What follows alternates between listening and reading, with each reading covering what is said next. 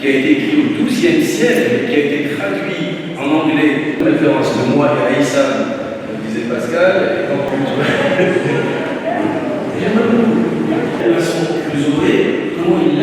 D'abord, il faut séparer les choses, parce que un sentiment anti-français ne doit pas nécessairement déboucher sur un sentiment anti-culture française. Ça n'aurait aucun sens de ne plus lire Voltaire, Rousseau, Hugo ou Sartre ou Foucault. Enfin, la France a donné 14-15 prix Nobel de littérature, c'est-à-dire plus qu'aucune autre langue, a donné une culture extrêmement intéressante, aussi au niveau de la pensée tout simplement.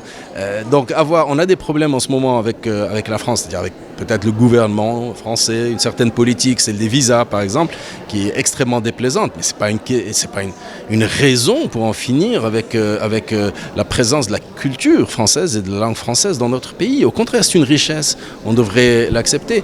Alors ça c'est une chose. Autre chose, les gens disent oui mais il faut passer à la langue anglaise parce que c'est l'anglais qui ouvre les clés du monde. C'est vrai, mais en même temps c'est faux parce que il ne faut pas remplacer une langue par l'autre. Moi je pense qu'il faut absolument rester dans l'appropriation de la langue française parce qu'elle fait partie du XXe siècle. Pour le Maroc, le XXe siècle, au moins la moitié, une grande partie du XXe siècle s'est exprimée en français au Maroc, par des Marocains d'ailleurs. Donc c'est pas la peine c'est comme si on voulait se couper un bras, ça n'a aucun sens, ça fait partie de notre identité.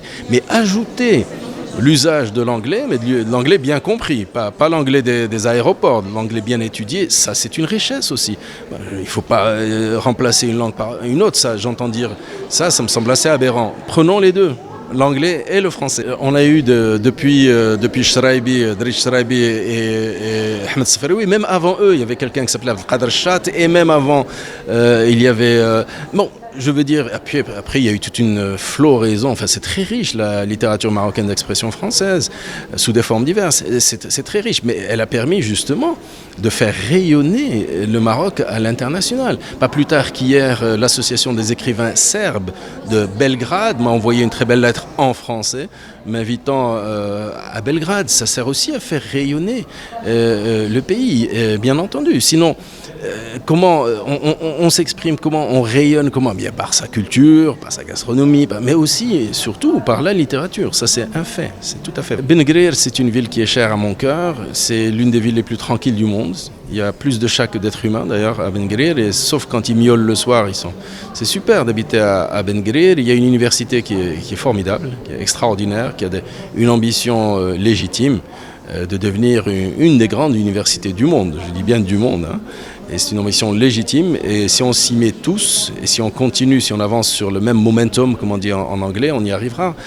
C'est un endroit fantastique par sa concentration d'enseignants, de chercheurs, mais aussi d'étudiants de très haut niveau. Donc, je vous le dis, oubliez Fès, Rabat, Casa et César, c'est à Ben Guerir que les choses se passent aujourd'hui.